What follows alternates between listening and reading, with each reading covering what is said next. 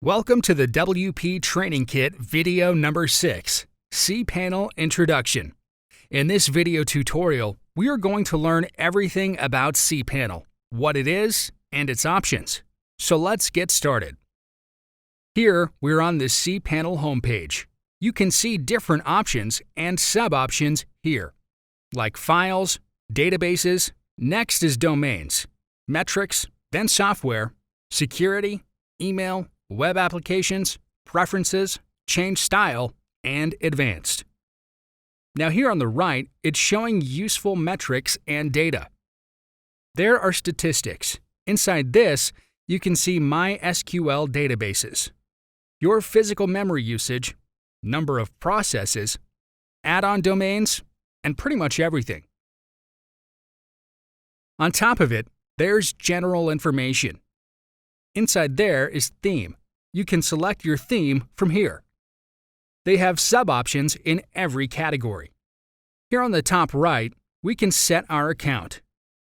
From this drop-down menu, you can set account preference, language style. Click on this account preference, and here is the setting page with various options. Select this top left, and the notification is showing in the top left corner.